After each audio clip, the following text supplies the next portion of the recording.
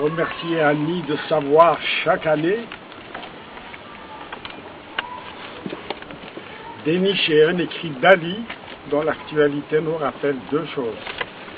Sa lucidité avant l'heure et son engagement originel, quasi existentiel en faveur des libertés. Le texte que Yalan, son fils, vient de lire, m'a ramené à ces années où il était presque impossible de faire entendre que nous, Maghrébins, nous n'étions ni voués à la dictature, ni interdits de liberté et de dignité pour l'éternité. Quand Annie m'a demandé si je voulais intervenir aujourd'hui, j'ai d'abord pensé que ce court texte d'Ali suffisait à résumer le sens de notre combat de toujours pour notre pays et pour le Maghreb tout entier. Mais la révolution tunisienne et la révolte égyptienne ont donné un coup d'accélérateur à l'histoire. Nous, Algériens, sommes sans cesse interpellés sur notre prétendue absence de ce grand mouvement libérateur, ce mouvement dont tu étais persuadé qu'il arriverait un jour. Cette interpellation est paradoxale pour des Algériens qui ont payé le prix fort pour leur combat pour la démocratie et le changement de régime. Ce paradoxe m'a fait ressentir le besoin de redire ici près de toi que la magnifique leçon de courage, d'organisation et de détermination populaire que ce mouvement donne au monde entier nous interpelle bien sûr directement. Mais on ne peut pas se mentir, on ne peut pas voir que le mur de la peur a été remplacé et aggravé au plus profond de notre société par un mur de lassitude et de dégoût. Lassitude et dégoût de forces élites imposées à l'ombre de la terreur, de la mafia politico-financière, des élections truquées, des médias sous haute surveillance. Dans ce contexte, céder à la nécessité d'une quelconque contagion démocratique serait irresponsable.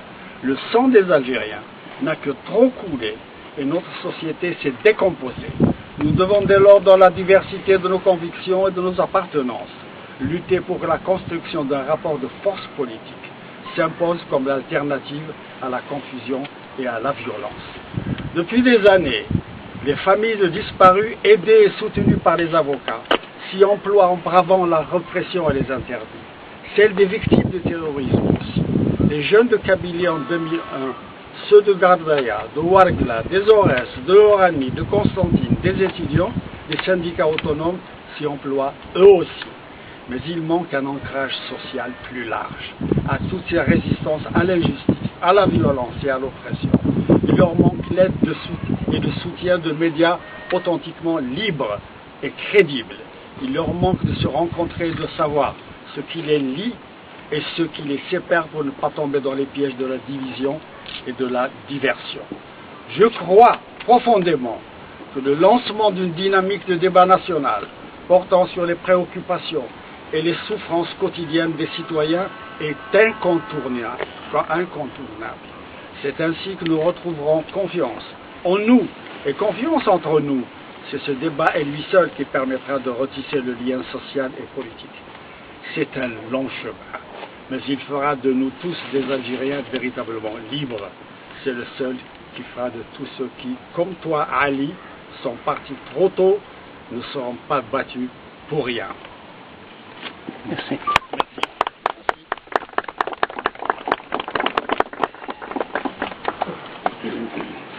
Léa va vous lire maintenant le texte d'un écrivain égyptien. Oui, Khaled Al-Khamisi. Ça a été écrit cette année après le départ de Moubarak.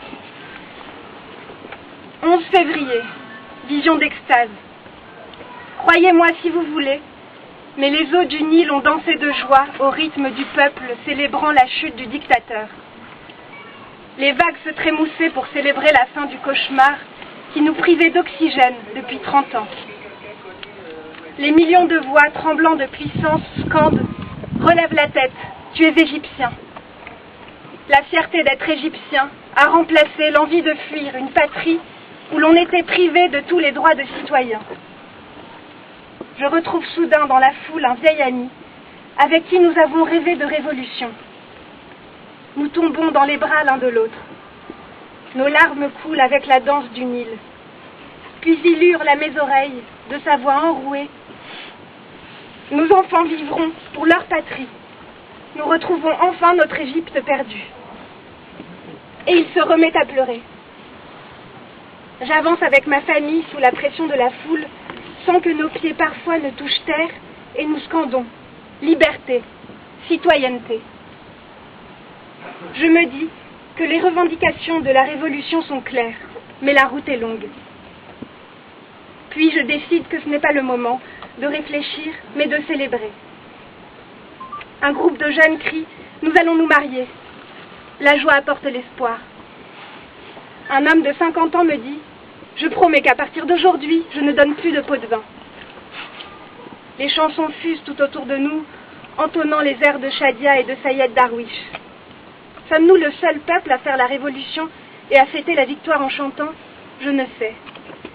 Mais tous les révolutionnaires autour de moi chantent et dansent. Je les accompagne jusqu'à perdre la voix.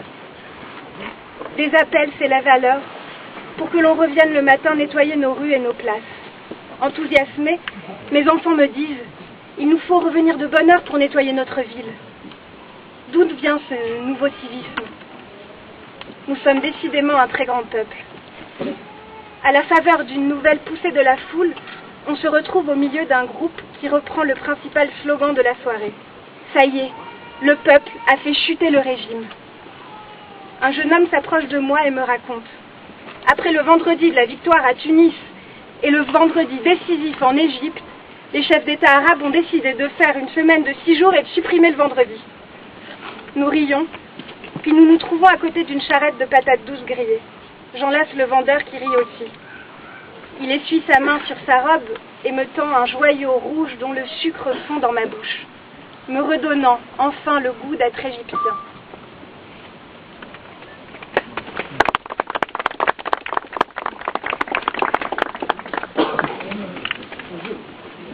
Voilà, maintenant, je vais vous inviter à une minute de silence. Nous allons penser très fort à Ali, bien sûr, mais je voudrais aussi que nous pensions à Hamida Ben Sadia, qui nous a quittés il y a presque 2 ans. Et c'est vrai qu'avec tout ce qui se passe, toutes les révolutions arabes, nous ne supportons pas qu'elle ne soit pas là et qu'elle ne soit plus là. Et nous ne supportons plus de ne pas entendre sa voix pour commenter ces événements. Et nous ne supportons plus qu'elle ne soit pas là pour s'enthousiasmer avec nous. Et nous penserons aussi à tous ceux qui ont déjà perdu la vie au cours de ces révolutions arabes, mais qui ont indiqué la route à suivre. Voilà, je vous invite à une minute de silence.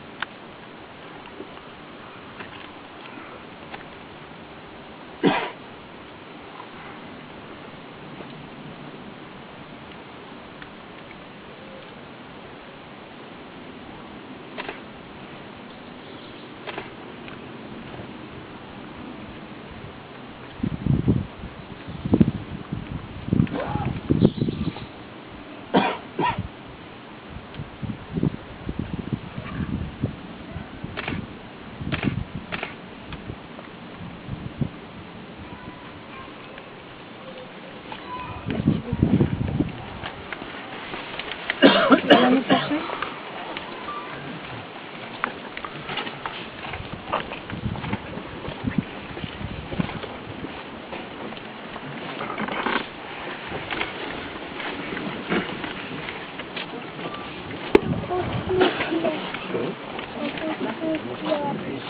prochaine.